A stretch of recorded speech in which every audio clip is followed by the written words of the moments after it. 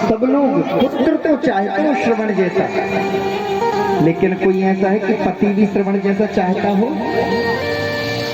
पुत्र की चाह सबकी कि श्रवण जैसा बेटा हो, लेकिन पति किसी का नहीं होना चाहिए। मुझे कहने में लज्जा आती है, ऐसे ऐसे आते हैं लोग कि हमारे पति देव हमारी सासू माँ की सुनते, हमारी नहीं सुनते। महाराज जी कुछ करो। अरे जो माता पिता की बात सुनता है वो सर्वोपरि है, हमारे लिए वो पूजनीय है, हमारे लिए वो गुरु तुल्य है जो माता पिता की बात को मानता है। एक धारणा रख लो हृदय में, जो माता पिता की सेवा करेगा ना तो वो यहाँ दुखी रहेगा ना वो वहां दुखी रहेगा। इस जीवन में एक माँ मांगे हो मुझे पुत्र मिले श्रवण की तरह, और भाभी मांगते लक्ष्मण की तरह, और भाभी मांगते लक्ष्मण की तरह। इस जीवन में एक माँ मांगे, इस जीवन में एक माँ मांगे मुझे पुत्र मिले श्रवण की तरह, और भाभी मांगते लक्ष्मण की तरह, और भाभी मांगते लक्ष्मण की तरह।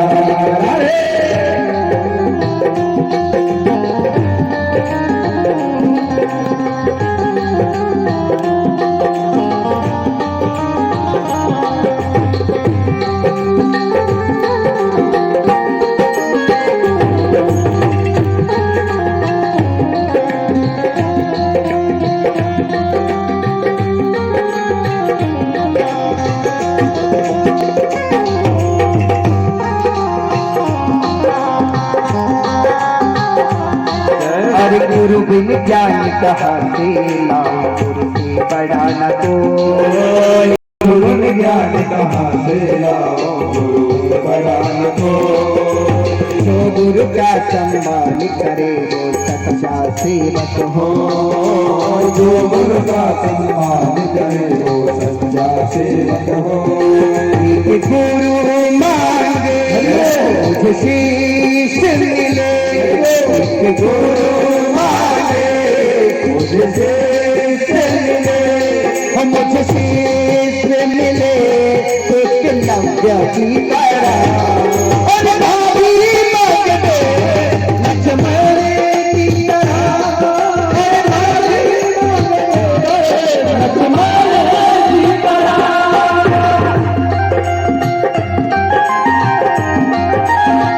जय हो।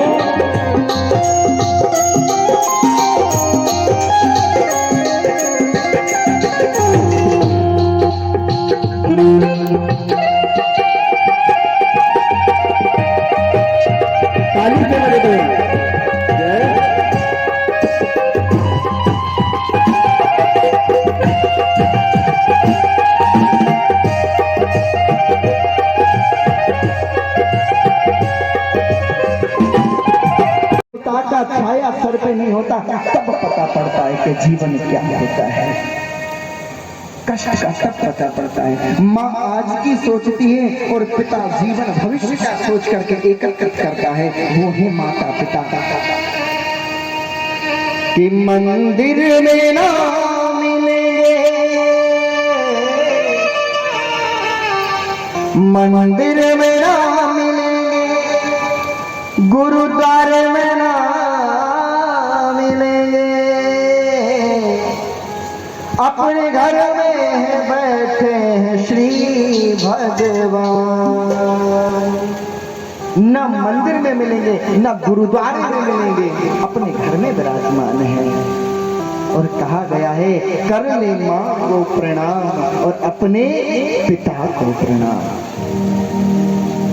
अगर तुम संतान से सुख मिलने की आशा करे जब जो बड़ा हो गया, युग बन गया, नौकरी लग गया, व्यापार चलने लगा, पैसे कमाने लगा, आज माता पिता को तेरी आस है तो तू क्या करता है? तेरा विवाह भी करवा दिया, तू अपनी पत्नी को लेकर के विदेश चला गया, माता पिता अकेले घर पर हैं।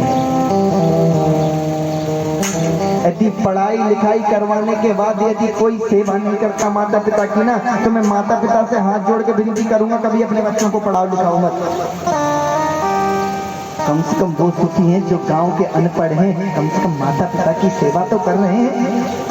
आपको एक आश्चर्यचकित घटना सुनाऊं, आपके जयपुर की एक डॉक्टर था, विदेश चला गया, अकेली माँ थी, घर पे रहती थी, 7 दिन तक पता नहीं पड़ा, मरी पड़ी रही, सूख करके एकदम लकड़ी हो गई, बदबू आने लगी, माँ का पता नहीं। जब फोन लगाता, 2-3 दिन मीटिंग के बाद फोन लगाया, माँ ने फोन नहीं उठाया, 2-3 दिन तक लगाया, नहीं उठाया, पड़ोसियों से पूछा, कहने लगे आना जाना नहीं हुआ, फिर फ्लाइट का टिकट करवा के आया, आकर के देखा तो माँ थी ही नहीं। उस माँ के दिल से पूछो, उसने अपने बच्चे के लिए दुआ की होगी? जो बेटा जो बेटी अपने माता पिता के नहीं हुए वो किसके होंगे? मेरा कहने का तात्पर्य यही है, माता पिता के चरणों की सेवा करना ही सच्ची भक्ति है। भगवान से प्रेम, भगवान कहते हैं मैं घर घर में नहीं जा सकता, इसलिए मैंने मेरे रूप में माता पिता को जन्म दे करके भेजा है कि जाओ और हमारे रूप में तुम पूजन करवाना अपने पुत्रों से। और हम लोग पूजन की बात तो छोड़ो, उनकी बातों को तक नहीं मानते। बातों की भी बात छोड़ो, प्रातः काल को उठ के प्रणाम करता है अपने माता पिता को? कौन करता है? हाथ उठाइए। अरे यहाँ तो बड़े बड़े संतों की कथाएं हो गई हैं भाई। हाँ, शायद पूज्य भोले बाबा जी की भी कथा हुई यहाँ पर, हमारे धर्मेश भैया जी की भी कथा हुई है। लेकिन ये बताओ, माता पिता के चरणों को कौन छूता है? कोई छूता है? कोई नहीं। ऐसा कोई पुत्र जन्मा ही नहीं जो माता पिता के चरणों को छुए। क्या खाक तुम अपनी मुक्ति करोगे? नरक में भी जगह नहीं मिलेगी, नरक में भी जगह नहीं मिलेगी। कुंभी पाक में डाला जाएगा, असीपत्र में डाला जाएगा, कालकूट में डाला जाएगा, फिर आ जाएगा, मांस मीट में डाला जाएगा। बेतरनी की आप लोग डुबकियां लगाओगे। अरे आपके घर में भगवान है, आप यहाँ की कथा सुन रहे, क्या फायदा आपका? क्या फल मिलने वाला है आपको? जब घर में माता पिता है उनकी सेवा नहीं होती, माता पिता की देख रेख नहीं करते, माता पिता के बातों के अनुसार चलते नहीं हो, माता पिता को प्रणाम नहीं करते, तो आप क्या कर लोगे? चलो अभी तक आपको किसी ने बताया नहीं कि माता पिता को प्रणाम करना चाहिए, लेकिन आज मैं बता रहा था, जो व्यक्ति माता पिता को प्रणाम नहीं करता ना, तो 10,000 वर्ष तक नरक में पड़ा रहता है। एक नहीं, 2 नहीं, 3 नहीं, 10,000 वर्ष तक। हाँ, यदि अभी तक तुमसे पाप हुआ है, नहीं कर पाए, आज पांडाल के नीचे माँ भागवत जगत जननी जगदम्बा की नवरात्रा चल रही है, आज उनके ही समक्ष सबसे माफी मांगते हुए और आज से उस नियम को स्टार्ट करेंगे, ये मन में संकल्प लेंगे। कोई कहते हैं हमारे माता पिता नहीं है, तो जिनके माता पिता नहीं है वो प्रातः काल उठ करके माता पिता के लिए तस्वीर है तो उनको प्रणाम कर रहे हैं, तस्वीर नहीं है तो उनका नाम तो होगा। या बस यही हे पूज्य माता श्री, आप जहाँ भी हैं आपके चरणों में मेरा कोटि कोटि प्रणाम है। हे पूज्य पिता श्री, आप जिस स्थान पे हैं आपको मेरा कोटि कोटि प्रणाम है, आप वहीं पर कर लें। कौन कौन प्रणाम करेगा आज से? हाथ उठाइए। लेकिन ध्यान रखना, यदि आपने प्रणाम कर लिया आपका जीवन बदल जाएगा। मैं लिख करके दे रहा हूँ, सास ससुर को प्रणाम करो, माता पिता को प्रणाम करो, अपने बूढ़े बुजुर्गों को प्रणाम करो। रामायण में कहा है, प्रातः काल उठ कई रघुनाथा, मात पिता गुरु नाई माता। प्रातः काल उठ करके भगवान राम क्या करते थे? माता पिता को प्रणाम करते थे और कोई काम नहीं करते थे। और माता पिता के प्रणाम करने का फल क्या था? गुरु ग्रह गया हूँ पढ़न रघुराई, अल्प काल विद्या सब आई, ना कि पाई। पाई का मतलब हम उनको इच्छा से पाने के लिए जा रहे, नहीं, आई चल करके स्वयं सरस्वती आ गई। अरे प्रभु हम तो आपके पास आ रहे, क्यों? क्योंकि आप माता पिता का सम्मान करने वाले हो, और जो माता पिता का सम्मान करता है, जगदीश उसका सम्मान करता है, भगवान उसका सम्मान करता है। श्रवण को देखो, पूरे जग में उनका नाम है। अपराध क्या हुआ था श्रवण का, पता है आपको? शांतनु कुमार और ज्ञानवंती जी माता पिता हैं उनके। अपराध उनका इतना था कि छाछ में महेरी बनती है ना, जानते हो? छाछ में चावल डाल करके और महेरी बनाते हैं, ब्रज में महेरी बोलते हैं, यहाँ क्या बोलते हैं पता नहीं। वो क्या करती थी, पति और पत्नी के लिए, दोनों के लिए, श्रवण के लिए और खुद के लिए तो खीर बनाती थी, और अपने सास ससुर के लिए महेरी बना देती थी। देखने में दोनों समान रहते। एक दिन क्या हुआ, प्रसाद पा रहे थे श्रवण जी, देखा कि अभी माता पिता की थाली नहीं आई, अपनी थाल ले जाकर के माता पिता के सामने रखा, और जैसे ही उस थाली का उन्होंने भोग पाया तो कहने लगे, बेटा आज कोई उत्सव है, आज कोई आनंद का कार्य है? कहने लगे क्यों पिताजी? कहले बेटा आज खीर आई है। कहने लगे पिताजी खीर तो आपके यहाँ पर रोज बनती है। नहीं बेटा हमको तो महेरी मिलती है। आंखों से पटपट आंसू गिरने लगे, पत्नी से कुछ नहीं बोला, वहीं से रोते बिलखते हुए सीधे संत के चरणों में चले गए। प्रभु हमसे इतना बड़ा अपराध हुआ है, और हम ये चाहते हैं कि हम कौन सा ऐसा कार्य करें जिसको करने से हम माता पिता का जो अपराध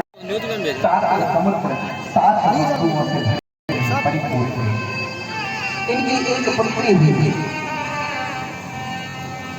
जिसका नाम है देवी, जिसका नाम है और जपवती।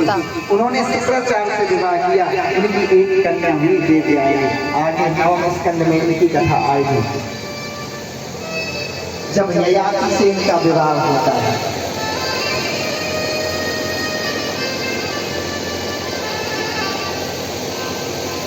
आगे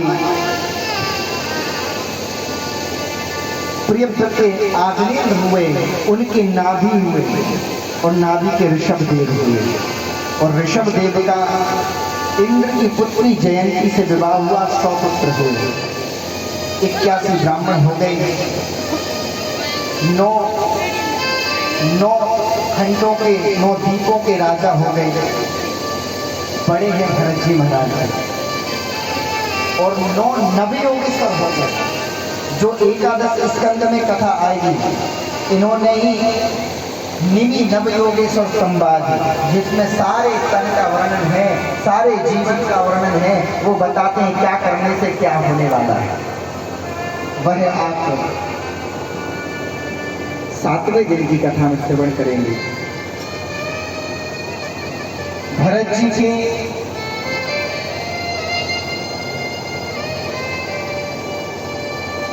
पुत्र हुए। भरत जी ने अपने पुत्रों को राज्य देकर के और स्वयं भगवान की भक्ति में लग गए, बनने चले गए। सरोवर के किनारे पे जाकर के और भगवान का भजन करते हैं। एक पर्ण कुटी बनाई, उसमें भगवान का भजन चल रहा है। लेकिन वो कहावत है ना, जब तक वैराग्य ना आए, अनुराग ना जाए, तब तक कच्चा रहता है। एक तप करने तो गए, लेकिन मन में अनुराग था। सूर्य भगवान को अर्घ्य दे रहे थे कि एक मृग सिंह के डर से, सिंह ने जो दहाड़ मारी वह बच्चा गिर जाता है और सिंह मृग भी मर जाती है। बच्चा बह करके जल में आता है, उसको देखकर नजर पड़ जाती है, तो सोचते हैं भाई परोपकाराय सताम विभूतया, मनुष्य का शरीर जो है परोपकार के लिए है, किसी के उपकार के लिए, इसको बचा लेते हैं, शायद इसके रक्षक हम ही हैं, तभी तो भगवान ने यहाँ भेजा। और उसको निकाल के साइड में रख दिया, नहाया धुलाया, कपड़े से पहुंचा, स्नेह करने लगे। आए थे हरिभजन को और औटने लागे के पास भगवान का भजन करने आए थे महाराज, लेकिन फिर उसी बंधन में फंस गए जिस बंधन को छोड़ करके आए थे। प्रेम से बोलो क्या करें। अब तो त्रिकाल संध्या करते थे, 1000 माला का जप करते थे, लेकिन अब कम हो गया, तो ही माला बची।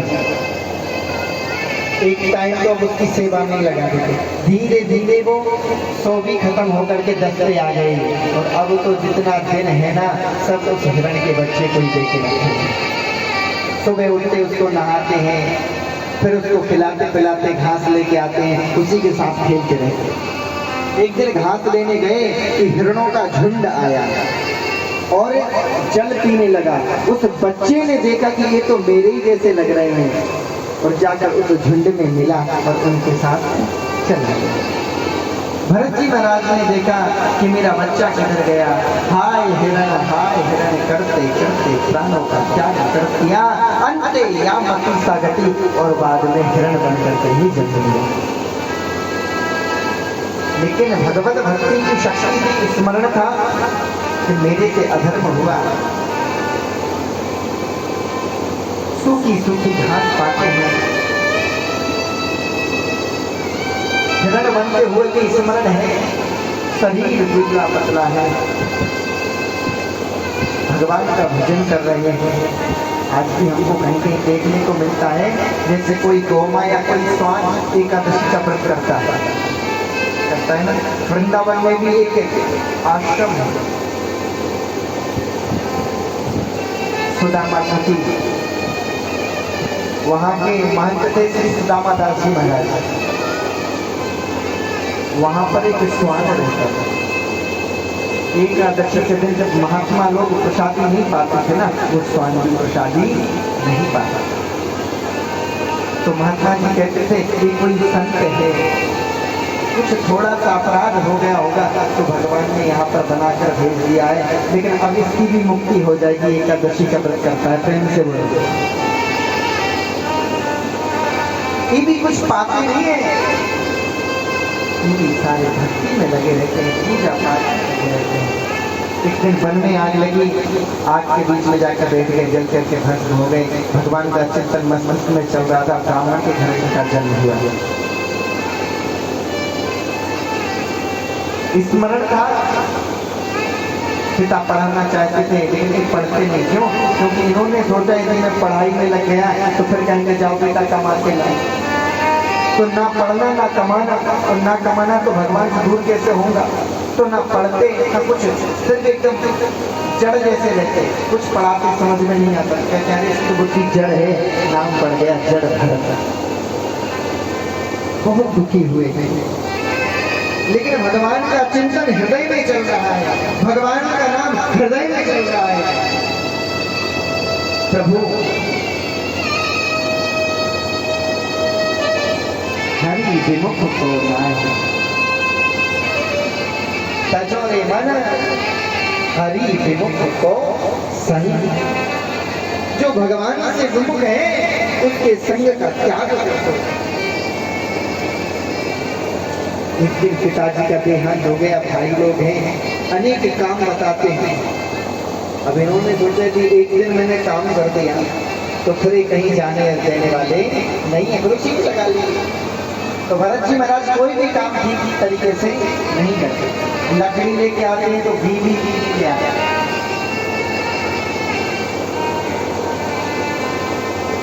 हाँ, लेकिन भोजन पानी में कमी नहीं रखते। भाभी जी जितना बनाती हैं सब एक बार में इज्जत कर जाते हैं। प्रेम से बोलते। क्यों? क्योंकि आजकल का व्यक्ति स्वाद में ही मर रहा है। तो शायद इस स्वाद के कारण ही मुझे भगा दे, इतना पाता है इसलिए इसको घर से निकाला। भाई ने कहा देखो भाई कुछ नहीं कर पाते तो चलो खेत में जा करके, और खेत को ही घुमाओ। पहले हाथों से किसानी होती थी, हल वगैरह बहुत बाद में आया। जाकर के खोदने लगे और जैसे ही खोदा